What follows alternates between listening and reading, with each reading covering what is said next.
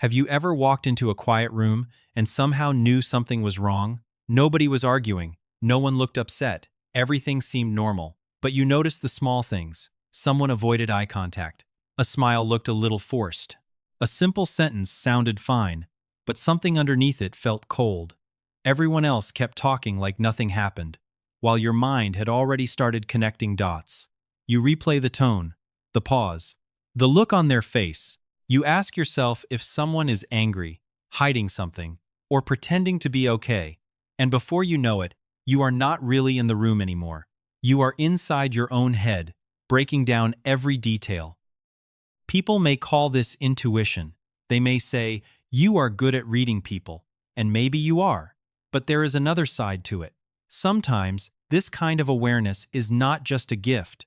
Sometimes, it is what happens when your nervous system learned, a long time ago, that being alert kept you safe. Maybe you had to read the mood before speaking. Maybe you learned to notice danger before anyone said a word. That skill helped you then. But now, even when nothing is wrong, your brain still keeps watch.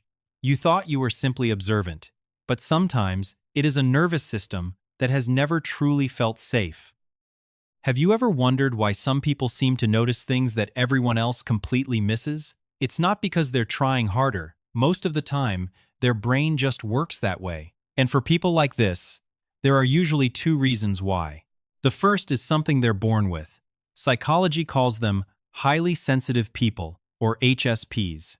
They have a trait known as sensory processing sensitivity, which simply means their nervous system takes in more information than most people. Sounds, facial expressions, small changes in someone's tone, even the mood of a room, they notice it all. It's like living with the volume turned up all the time. But not everyone starts that way. For many people, this awareness was built over time. It became a survival skill. Imagine growing up in a home where you never knew what kind of mood the adults would be in. One day, everything was peaceful. The next day, someone was yelling. As a child, you learned very quickly that paying attention wasn't optional. It kept you safe. You learned to recognize footsteps before someone walked through the door. You could tell how angry someone was just by the way they closed a cabinet. You knew when it was okay to speak and when staying quiet was the smartest choice. Little by little, your brain stayed on alert all the time. Psychologists call this hypervigilance. It's when your mind keeps scanning for danger, even after the danger is gone. The hard part is that this doesn't simply disappear when you grow up. Your brain keeps using the same system because, for years, it believed that noticing every little change was the only way to avoid getting hurt. So now, as an adult, you may catch every shift in someone's voice, every awkward pause, every fake smile, without even trying. It feels automatic because it is. If this sounds like you, there's something important you need to hear. You are not broken. You are not too sensitive. You are not overreacting. You're simply using a protection system that has been running for far longer than it was ever meant to. And the first step toward peace isn't shutting that system down. It's understanding why it was there in the first place. For most people, a conversation is just a conversation. But if you're someone who's overly aware, it almost never feels that simple. Let's say your boss sends you a short message. Can you stop by my office later? That's it. Nothing more. Most people read it and move on, but your mind doesn't. You start wondering if the wording feels different. Was it too short? Too cold? Did I make a mistake? Did something happen that I don't know about? The same thing happens when someone gives you a compliment. You don't just hear the words. You notice the tiny pause before they said them. You hear the slight change in their voice. You wonder if they really meant it or if they were just being polite. Without realizing it, your brain is collecting details every second. It compares what people say, how they say it, what they usually do, and what feels different today. Most of this happens automatically. You're not trying to overthink. Your mind is simply searching for patterns because that's what it's been trained to do. The problem is that this never really stops. Even while you're smiling, talking, or drinking coffee, part of your brain is still working in the background. It's watching, comparing, trying to figure everything out before anyone else does. By the end of the day, you're exhausted. Not because you worked harder than everyone else, because your brain never got a break. It spent hours solving problems that may not have even existed. And that's the part many people don't see. Being highly aware isn't just about noticing more. It's about carrying the weight of everything you notice. The hardest lesson to learn is this: seeing one small detail doesn't always mean you know the whole story. Sometimes a pause is just a pause. Sometimes a short text is simply a busy person sending a quick message. Not every clue is evidence, and not every feeling is proof. The hardest part isn't noticing other people. It's when you start watching yourself the same way. You don't just feel emotions anymore. You question them. You wake up feeling a little sad, and instead of letting yourself have a bad day, your mind immediately jumps in. Why do I feel this way? I have a good life. I shouldn't be feeling like this. What's wrong with me? The feeling isn't even the problem anymore. The way you judge yourself is. It happens with happy moments too. You're laughing with friends, then suddenly, a thought cuts in. Did I laugh too loud? Was that awkward? Did I sound fake? Without even realizing it, you start seeing yourself through everyone else's eyes. You're constantly checking your words, your face, your reactions, even your silence. After a while, nothing feels natural anymore. Instead of simply living the moment, you're busy reviewing it while it's still happening. It's exhausting because you never really get to relax. Your mind is always one step behind, replaying what just happened, or one step ahead, worrying about how people saw it. The truth is, most people aren't paying nearly as much attention to you as you think. But when you've spent years analyzing yourself, it's hard to believe that, and that's when something quietly changes. You're no longer fully living your life. You're standing outside of it, watching yourself, judging yourself, and giving yourself a score instead of simply being present. After a while, something else starts to change. You don't stop believing in people. You just stop taking things at face value. Someone gives you a compliment, and instead of simply saying, "Thank you," your mind starts asking questions. Do they really mean that? Are they trying to get something from me? What aren't they saying? The same thing happens with apologies. Even when someone says they're sorry, part of you wonders if they're truly taking responsibility or just trying to end the conversation. Kindness becomes harder to accept, not because you're negative, not because you expect the worst. You've simply learned that people can say one thing while feeling another, and once you've seen that enough times, it's hard to ignore. So, you become careful. You listen to the words, but you also watch the tone. You notice the timing. You pay attention to the little things most people overlook. That caution protects you in some situations, but it also comes with a cost. You slowly lose the ability to relax inside your relationships. Even when someone genuinely cares about you, part of your mind keeps looking for the hidden reason, and that can feel incredibly lonely. Not because you're surrounded by bad people, but because you're carrying questions that no one else seems to be asking. The truth is, being careful isn't the problem. Sometimes it's a wise response to what you've lived through. The challenge is knowing when your instincts are helping you, and when old fears are quietly speaking for you. Because not every act of kindness has a hidden agenda. Sometimes people are simply kind. And learning to believe that again can be one of the hardest, but most healing, steps you'll ever take. One of the hardest things about being highly aware is that you don't just notice other people's emotions, you carry them. You walk into a room, and before anyone says a word, you can feel the tension. Maybe two coworkers had an argument. Maybe someone is hiding frustration. Nobody explains it, but somehow you already know something feels off. And once you feel it, it's hard to let it go. When a friend tells you they're struggling, you don't just listen and move on. Their pain stays with you. Hours later, maybe even days later, you're still thinking about them. You wonder if they're okay. You replay the conversation. Part of you keeps carrying what they're going through.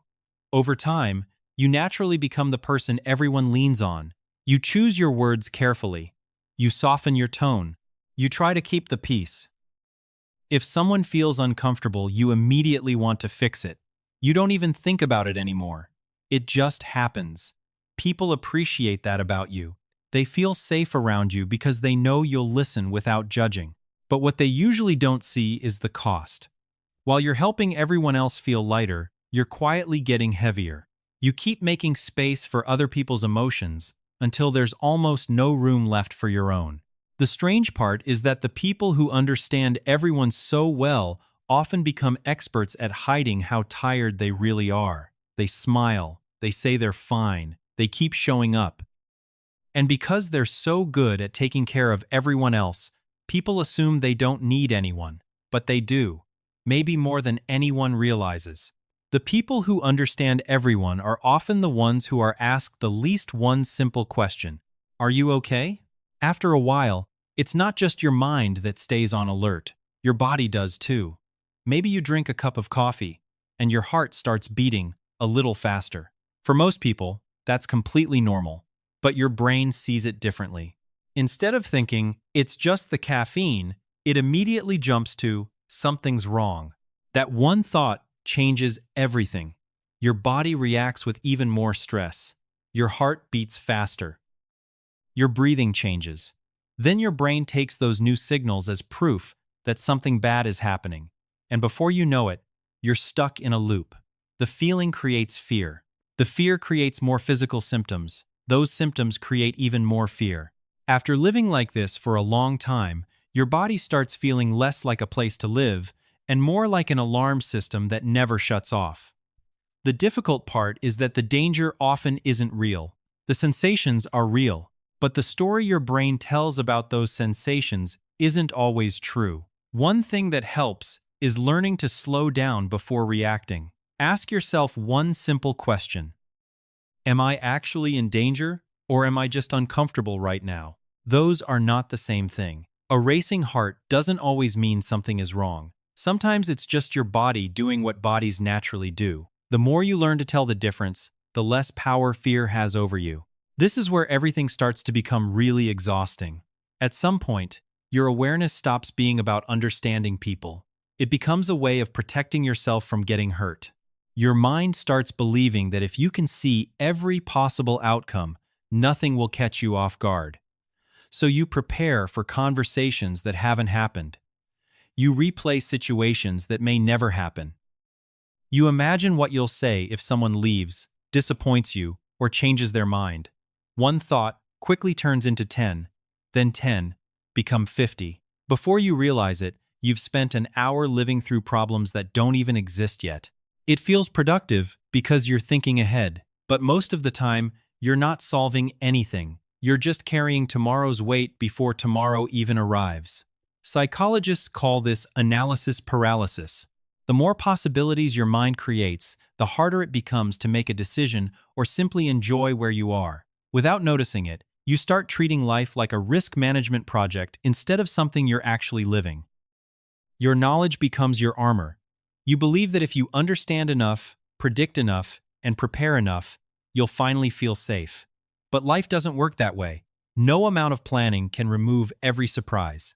And while you're busy trying to protect yourself from future pain, today's moments quietly pass by. A good conversation, a peaceful afternoon, a reason to laugh. They're all happening right in front of you, but part of your mind is somewhere else, preparing for a future that hasn't arrived. That's the real cost. You may avoid a few surprises along the way, but in return, you miss so many moments that were already here, waiting to be lived. The truth is, you'll probably never stop noticing things, and honestly, you don't have to. The goal isn't to become less aware. The goal is to stop carrying everything you notice. That starts with a few simple boundaries. First, not every silence is about you. If someone takes longer than usual to reply, it doesn't automatically mean they're upset. Maybe they're busy. Maybe they're tired. Maybe they're dealing with something that has nothing to do with you. Before your mind fills in the blanks, remind yourself that you don't have the whole story. Second, not every feeling needs to be analyzed. Sometimes you feel anxious, sometimes you're sad. That doesn't mean you have to spend the next hour figuring out why. Instead, try saying, "I'm feeling this right now, and that's okay." Let the feeling be there without turning it into another problem to solve. Third, not everything you notice needs to be fixed. Maybe you can see someone's insecurity. Maybe you sense tension in a relationship. That doesn't mean it's your job to step in and make everything better. Some things belong to other people, and it's okay to leave them there. The more you practice these boundaries, the lighter your mind becomes. You still notice what's happening around you, but you stop treating every detail like it's your responsibility. That's real peace. Not seeing less, just knowing what to carry and what to gently let go. Maybe the goal was never to notice less. Maybe the real goal is learning what deserves your attention and what doesn't. Being deeply aware isn't a flaw.